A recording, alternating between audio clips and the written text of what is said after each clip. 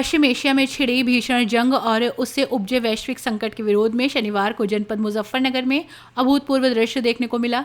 शांति सेना से जुड़ी सैकड़ों ग्रामीण महिलाओं ने चूल्हा चौका छोड़कर कचहरी परिसर में जोरदार धरना प्रदर्शन किया। प्रदर्शनकारी महिलाओं के हाथों में शांति के संदेश थे और जुबान पर एक ही नारा, युद्ध नहीं शांति चाहिए। इस प्रदर्शन के जरिए महिलाओं ने वैश्विक नेताओं से युद्ध रोककर निर्दोष नागरिकों की जान बचाने की गुहार लगाई। प्रदर्शन का नेतृत्व पूंजीवाद और संसाधनों की जंग पर प्रहार रहा। शांति सेना के अध्यक्ष मनीष गुप्ता एडवोकेट के नेतृत्व में हुए इस प्रदर्शन के युद्ध के पीछे के असली कारणों और उसके दुष्परिणामों पर तीखा प्रहार किया गया। एडवोकेट मनीष गुप्ता ने भावुक संबोधन में कहा कि युद्ध में अमीर या शक्तिशाली लोग नहीं मरते, बल्कि गरीब जनता मारी जाती है। इस हिंसा में लाखों माताओं बहनों का सुहाग उजड़ जाता है और बच्चे अनाथ हो जाते हैं। उन्होंने आरोप लगाया कि आज शक्तिशाली राष्ट्र पूंजीवाद के प्रभाव में कमजोर देशों के संसाधनों को हड़पने के लिए आक्रमण रुख अपना रहा है।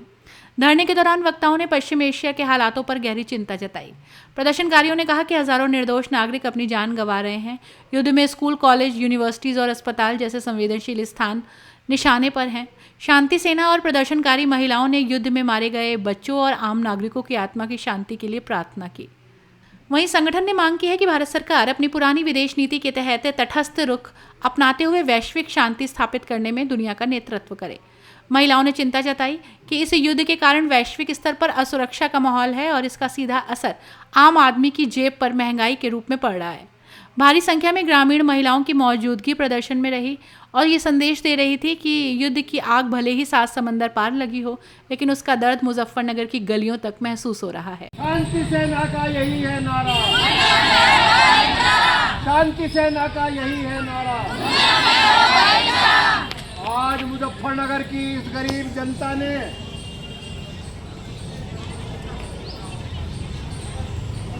जो पेट भरे हुए लोग हैं, चाहे वो बेईमान नेता हैं, चाहे बेईमान अफसर हैं, वो आवाज नहीं उठा रहे क्योंकि उन्हें तनख्वाहें मिल रही हैं, उनके घर पे फ्री सिलेंडर आ रहा है। लेकिन हिंदुस्तान की जो 80% तुम लोगों की गरीब जनता है, जो गांव-गांव से आई है, दूर दूर से अपने किराए खर्च करके आई है, अपनी मजदूरी छोड़ के आई है, वो आवाज उठा रही है, युद्ध नहीं शांति चाहिए, युद्ध नहीं शांति चाहिए।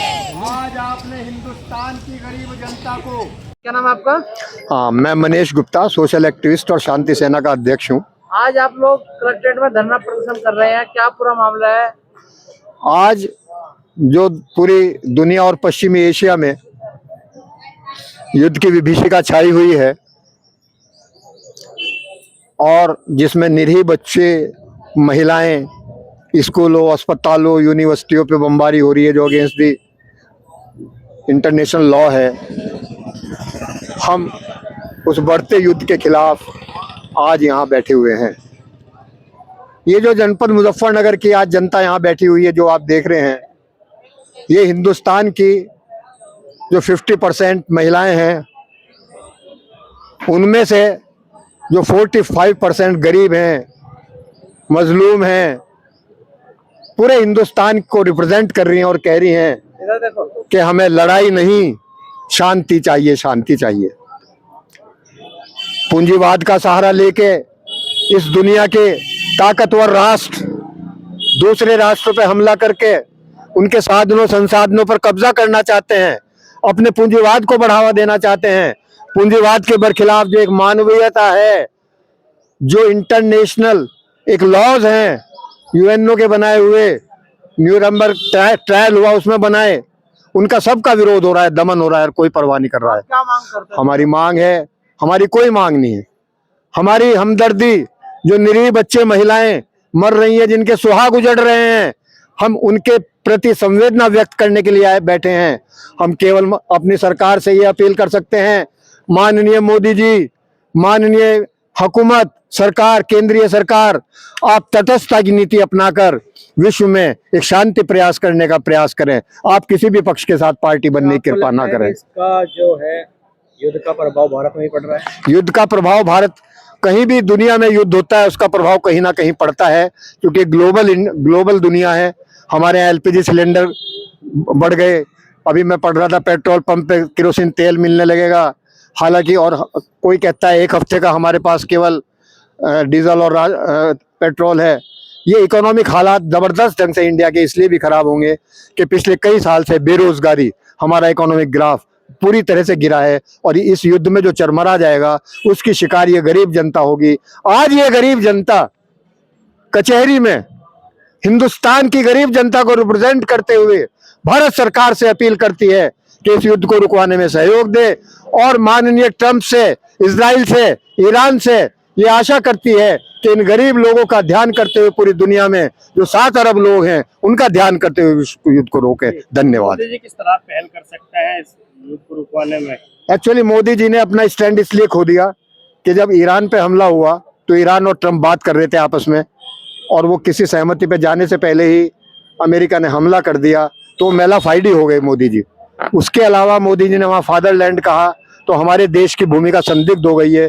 लेकिन फिर भी चूंकि हमारे देश की जवाहरलाल नेहरू के टाइम से परंपरा है तटस्थताओं की पहल की, विश्व पहल की, मैं फिर भी आशा करता हूं कि जो गुडविल हमारे इस देश की है बनी हुई, कि हम तटस्थता का रूप अपना के शांति पहल कर सकते हैं, उसमें माननीय मोदी जी अपनी पहल कर सकते हैं। धन्यवाद। ऐसी ही खबरों के लिए रॉयल बुलेटिन को सब्सक्राइब करें, लाइक करें और शेयर भी करें। साथ ही कमेंट में अपनी प्रतिक्रिया भी दें। हर खबर सबसे पहले और सबसे सटीक पाने के लिए रॉयल बुलेटिन के फेसबुक, इंस्टाग्राम और ट्विटर पेज भी फॉलो करें। रॉयल बुलेटिन की वेबसाइट और व्हाट्सएप ग्रुप से भी जुड़े और पाएं वो खबरें जो आपको कहीं और नहीं मिलेंगी।